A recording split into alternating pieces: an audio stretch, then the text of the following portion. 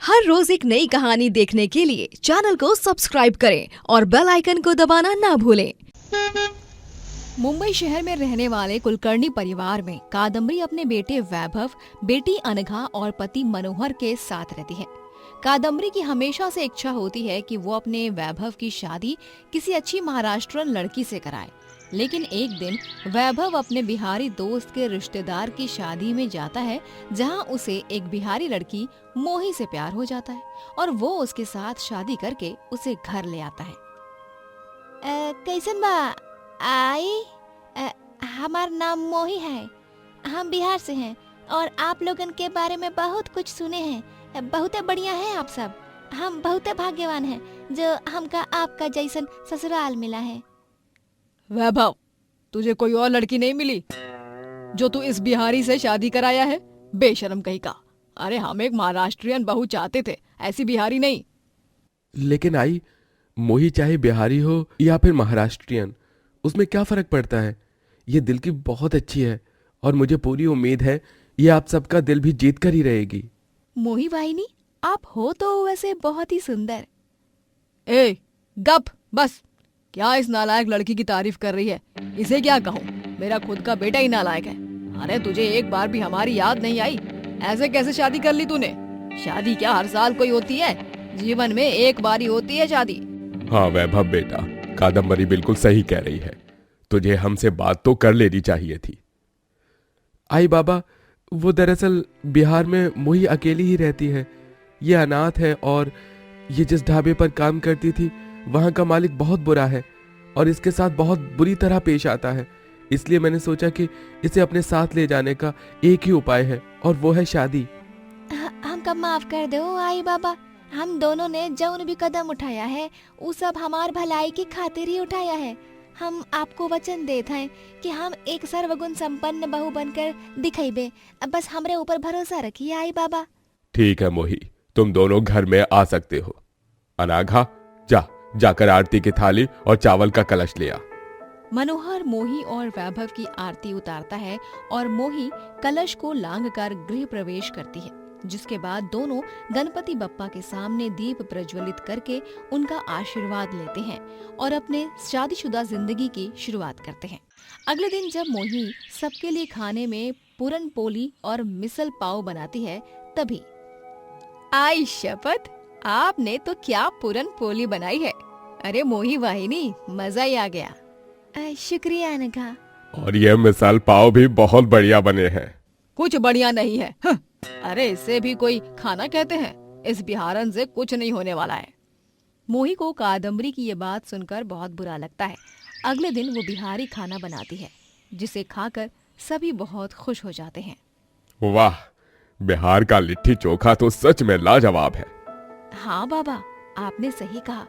आई, आप भी चक्कर देखिए ना, एक बार खाएंगी तो बार बार खाएंगी। इतना अच्छा बनाया है मेरी बिहारी वाहिनी ने। बकवास बंद कर अनघा, तुझे अकल है या नहीं?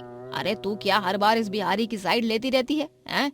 मुझे पहले ही दिन से ये नापसंद है और हाँ, मैं इसे कभी अपनी बहू के रूप में नहीं स्वीकारने वाली हूँ और यही मेरा आखिरी फैसला है। इतना कहकर कादम्बरी वहाँ से उठकर रसोई में जाती है और अपने लिए पोहे बनाकर खा लेती है। फिर एक दिन जब कादम्बरी का जन्मदिन होता है, तभी क्या हुआ वाहिनी, आप इतनी उदास क्यों हो? अरे कुछ नहीं अनघा, बस हमका इसी बात का दुख है कि हमरे कारण आई कितनी दुखी हुई गई है। ऐसा नहीं होना चाहिए था, हमरे कारण ये सब हुआ है। हमका यहाँ से जाए के पड़ी। यहाँ रहकर हम बेफालतू में आई के तकलीफ दे रहे हैं और आज तो उनके जन्मदिन की पार्टी है, उमा तो वो हमका आने ही नहीं देंगी। मोही वाहिनी, आज ही सही मौका है आई के दिल में अपनी जगह बनाने का। का मतलब? वैभव दादा एक दिन बता रहे थे कि आप कमाल के चाइनीज नूडल्स बनाती हो और तो और चाइनीज मोमोज भी, क्योंकि आप बिहार के ढाबे में वहाँ वही काम करती थी। हाँ अनघा, तुम्हारे दादा ने सही कहा है, लेकिन चाइनीज नूडल्स और मोमोज से हम आई का दिल कैसे जीत सकते हैं? आई और उनकी सारी सहेलियों को चाइनीज बहुत पसंद है और आज रात को जब पार्टी में उनकी सहेलियां आएंगी तभी आप चाइनीज डिशेस बनाकर रख देना, और फिर जब सबको आपके हाथ के बने हुए चाइनीज डिशेस पसंद आएंगे ना, तभी मैं आई को बताऊंगी कि आप ही ने बनाया है सारे डिशेस। तब देखना कितनी खुश हो जाएंगी आई। धन्यवाद अनघा, हमारी इतनी बड़ी मदद कराई के खातिर। हम तुम्हार ई एहसान कब्बो ना ही भूलेंगे। हम अभी से ही शाम की तैयारी शुरू कर देते हैं। हाँ वाहिनी, शुरू कर दो तैयारी। मैं इस बात का ध्यान रखूंगी कि आई यहाँ आए ना। अभी मैं आई को मंदिर ले जा रही हूँ, उसके बाद शॉपिंग में बिजी रखूंगी। हाँ ठीक है अनघा। ऑल द बेस्ट वाहिनी। हाँ Anagha, thank you thank you. मोही कादम्बरी के बर्थडे पार्टी के लिए सभी प्रकार के चाइनीज आइटम्स बनाती है और पार्टी में आए सभी लोगों को वो बहुत पसंद आते हैं। यहाँ तक कि कादम्बरी खुद उंगलियां चाटते रह जाती हैं। अरे वाह कादम्बरी, ये सारे चाइनीज फूड आइटम्स तो वाकई में बहुत ही स्वादिष्ट हैं। कहाँ से मंगवाए हैं तूने ये सब? हाँ, हमें भी तो जरा बता दे, क्योंकि ये सारे चाइनीज फूड आइटम्स तो हम भी मंगवाना चाहते हैं। ये नूडल्स, ये मोमोज और ये फ्राइड राइस, उफ, इनका स्वाद ही कुछ और है। ये सब अनघा ने मंगवाया है, पता नहीं कहाँ से मंगवाया है। अनघा बेटी, कहाँ से मंगवाया है तूने ये सब, बता तो। ये सब मैंने रेस्टोरेंट से मंगवाया है। कौनो तो रेस्टोरेंट है, वो का नाम हम भूल गए हैं। लेकिन मोही वाहिनी, आप अनघा का बात कर रही हो? अरे नाम बताओ रेस्टोरेंट का। नहीं मोही वाहिनी, मैं झूठ नहीं बोलूंगी। आई, ये सारे चाइनीज फूड आइटम्स वाहिनी ने बनाए हैं। इन्हीं की मेहनत है इन सब के पीछे। क्या? अरे वाह वाह, तुम्हारी ये बिहारी बहू तो बहुत ही अच्छा चाइनीज खाना बना लेती है। मोही बेटा, अब तो हम हमेशा यही आया करेंगे तुम्हारे हाथ का चाइनीज फूड खाने, ठीक है? ओ क्यों नहीं, हम सब आएंगे। सच में तुझे बहुत ही गुनी और अच्छे दिल वाली बहू मिली है कादम्बरी, वरना आजकल की बहुएं, उन्हें तो गैस भी ऑन करना नहीं आता है, बस फोन में ही घुसी रहती है दिन रात और काम वालियों के भरोसे घर गृहस्थी संभालती है। हाँ। सहेलियों के जाने के बाद मोही देखती है कि कादम्बरी अभी तक चुप बैठी है। हमने तोहरा से कहा था नानगा, आई नहीं मानेंगी। देखो, आई और ज्यादा रूठ गई है। लेकिन वाहिनी, अगले दिन मोही सुबह सवेरे अपने सामान पैक करके घर छोड़कर वापस बिहार जाने लगती है। मोही, तुम यूं अचानक से कहाँ जा रही हो? क्या हुआ है? हाँ मोही, क्या हुआ है? मोही वाहिनी, आप हमें छोड़कर मत जाओ। नहीं, हमका जाए के पड़ी। आई की खुशी सीमा है। किसने कहा ऐसा? आई, आप? कहीं नहीं जाएगी तू। खबरदार, अगर तूने ये बोरिया बिस्तर लेकर इस घर से बाहर एक कदम भी रखा तो। आई? तुझे क्या लगा कि मैं अभी तक रूठी हुई हूँ? नहीं बहू, तुम्हारी अच्छाई ने, तुम्हारे नेक स्वभाव ने और खासकर तुम्हारे चाइनीज खाने ने मेरे गुस्से को हरा दिया और मेरा दिल अब सिर्फ यही चाहता है कि तुझे पूरे मन से स्वीकार लो, क्योंकि तू केवल मेरी बहू नहीं, तू हीरा है, हीरा, और इस हीरे को मैं ऐसे कैसे जाने देती। आई, धन्यवाद आपन बिहारी बहू को स्वीकार कराए के खातिर। अंत में सब ठीक हो जाता है और कादम्बरी मोही को अपनी बहू के रूप में स्वीकार लेती है और जो कोई भी घर में आता है वो मोही के हाथ का चाइनीज खाना खाकर उसका फैन हो जाता है, जिस कारण मोही अपने घर के पास ही एक चाइनीज फूड स्टॉल लगाती है और वहाँ पर अलग अलग प्रकार के चाइनीज फूड आइटम्स बेचकर ढेरों पैसे कमाती है। भूषणपुर कहकर एक गांव में कचौरी नाथ नामक एक गरीब आदमी रहता है, जो गांव में पिछले 23 सालों से मोट कचौरी बेच रहा होता है। उसके ढाबे की फेमस मोट कचौरी खाने के लिए लोग दूर दूर से आया करते। अरे वाह, क्या स्वादिष्ट मोट कचौरी बनाते हो भाई कचौरी नाथ जी। सच में तुम्हारी मोट कचौरी जैसा ओरिजिनल स्वाद पूरी दुनिया में कहीं नहीं मिलेगा। एकदम सही कह रहा है पिंटू, कचौरी नाथ के मोट कचौरी का कोई तोड़ नहीं है, इसीलिए तो पिछले 23 सालों से हम सबके दिलों पर राज कर रहे हैं ये। धन्यवाद धन्यवाद। कचौरीनाथ का एक नौजवान बेटा होता है जिसका नाम मन्नू होता है। मन्नू अपने पिता के ढाबे पर उन्हें मोट कचौरियां बनाते हुए देखता रहता है और उनसे मोट कचौरियां बनाना सीखता है। अरे मन्नू बेटा, अपनी कॉलेज की पढ़ाई तो कर ले, क्यों यहाँ ढाबे पर चला आता है? पापा, मुझे आपको मोट कचौरी बनाते देख अच्छा लगता है और मैं भी आपकी तरह मोट कचौरी बनाना चाहता हूँ। अरे बेटा, पढ़ाई लिखाई कर, ये सब मत कर। नहीं पापा, मैं पढ़ाई तो करता ही हूँ, लेकिन किसने कहा है कि पढ़ लिख कर ही व्यक्ति सफल बन सकता है? आप 23 साल से पूरे गांव में मशहूर हो, आपने तो मोट कचौरी बेचकर इतनी सफलता प्राप्त की है। ये बात भी सही है बेटा। मन्नू पढ़ाई में कम नहीं था, वो पढ़ाई भी अच्छे से ही किया करता, लेकिन उसे अपने पापा की तरह मोट कचौरी बनाना सीखना था और उसके लिए वो रोज प्रयास करता रहता। और एक दिन आखिरकार वो अपने घर पर अपने पापा की तरह मोट कचौरी बना ही लेता है।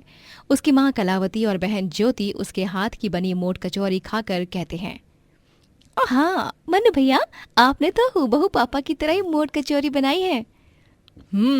हाँ, सच में मन्नू बेटा, बहुत ही बढ़िया बनी है ये कचौरियाँ। बहुत खूब बेटा, तुमने आखिर करके दिखा दिया। मन्नू पढ़ लिख कर एक अच्छी पोस्ट पर नौकरी के लिए शहर चला जाता है, लेकिन कुछ महीनों बाद उसे एक दिन गांव से उसकी छोटी बहन ज्योति का फोन आता है। हाँ ज्योति, बोलना, कैसी है तू? और माँ पापा, वो दोनों ठीक है ना? पापा का ढाबा कैसे चल रहा है? मन्नू भैया, पापा नहीं रहे, उन्हें हार्ट अटैक आया है, वो हमें इस दुनिया से छोड़कर जा चुके हैं। क्या? मन्नू तुरंत ट्रेन में सवार होकर अपने गांव आता है और अपने पिता का अंतिम संस्कार करता है। मन्नू को अब अपनी माँ और बहन के लिए गांव में रुकना जरूरी था और साथ ही कचौरीनाथ के जाने के बाद अब ढाबे को संभालने वाला कोई बचा ही नहीं था। इसीलिए वो ढाबे पर मोट कचौरी बेचने जाता है और मोट कचौरी खाकर ग्राहक बहुत खुश हो जाते हैं। वाह मन्नू, तुम तो बिल्कुल कचौरीनाथ के जैसे मोट कचौरी बनाते हो। कचौरीनाथ की याद तो हमेशा हमारे साथ रहेगी, लेकिन तुमने अपने पिता के ढाबे को, उनके कला को बरकरार रखा। बहुत खूब बेटा। वाकई में मन्नू, भगवान तुम जैसा बेटा हर पिता को दे, कचौरीनाथ की आत्मा को शांति मिले। मन्नू के आने से अब ढाबे पर और ज्यादा ग्राहक बढ़ने लगते हैं। मन्नू मोट कचौरी के साथ अलग अलग प्रकार की चटनी भी बनाकर बेचता है और ग्राहकों को वो सब खूब आकर्षित करता है। ज्योति और कलावती को मन्नू पर बहुत गर्व महसूस होता है। मन्नू बेटा, तूने अपने पिता की शान को कायम रखा, उनके 23 साल पुराने ढाबे को कायम रखा। मुझे तुझ पर बहुत गर्व है बेटा, यूं ही तरक्की करते रह। पापा आपकी तरक्की देखकर बहुत खुश होंगे मन्नू भैया। हाँ माँ और ज्योति। माँ, अब जब मैं यहाँ ढाबे के जरिए ही ढेर सारे पैसे कमा रहा हूँ तो मैं शहर की नौकरी छोड़ रहा हूँ। यहाँ गांव में आप दोनों की देखभाल और सुरक्षा के लिए भी तो कोई होना चाहिए ना। लेकिन बेटा। माँ, मैं जो कह रहा हूँ एकदम सही कह रहा हूँ, मेरा भरोसा कीजिए।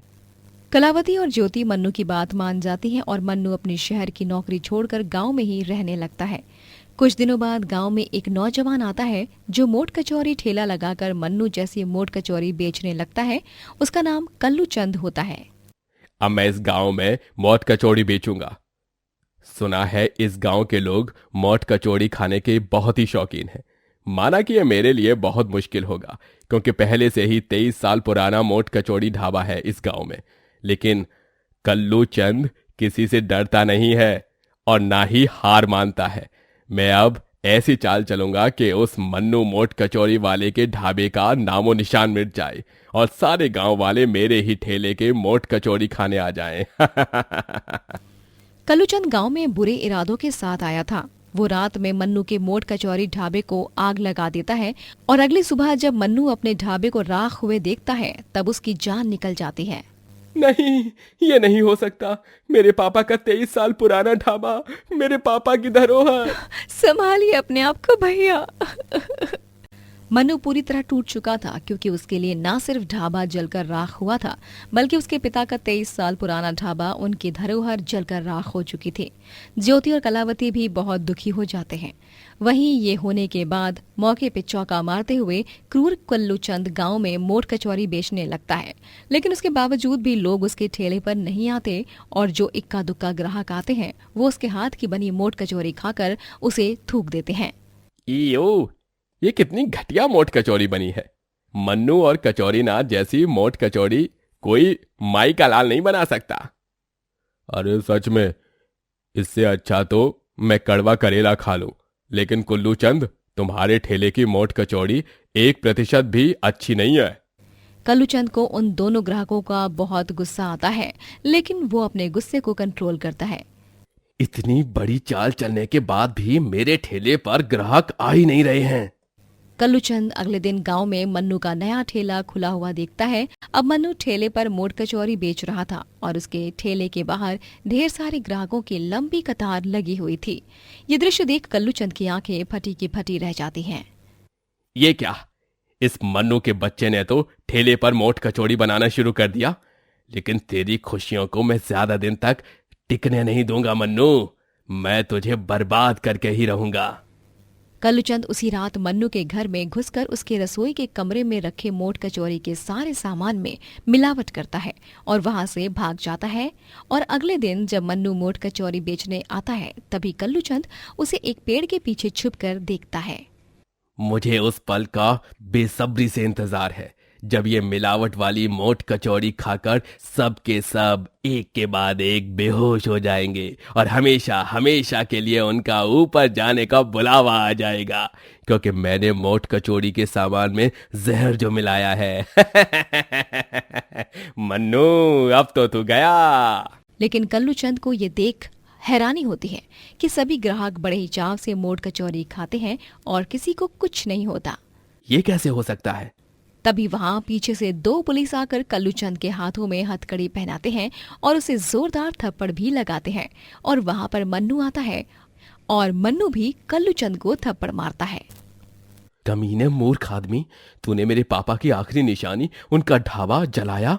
तूने मेरे सामान में जहर की मिलावट की। तुझे क्या लगा तू बच जाएगा? वो तो अच्छा हुआ कि मेरी बहन ज्योति ने छुपके से तुझे कल रात को देख लिया और हमने सारे सामान को अलग कर दिया। इंस्पेक्टर साहब, इस नालायक निकम्मे आदमी को कड़ी से कड़ी सजा दीजिए। पुलिस कल्लूचंद को गिरफ्तार करके ले जाती है और उस दिन के बाद मन्नू ठेले पर मोट कचौरी बेचकर खूब पैसे कमाता है और अपने पापा के ढाबे की जगह पर अपना नया ढाबा बनाता है और जीवन में खूब आगे जाता है। दोस्तों, अगर आपको ये कहानी पसंद आई तो लाइक करें, शेयर करें और कमेंट करके बताएं कि कहानी में आपको सबसे अच्छा क्या लगा।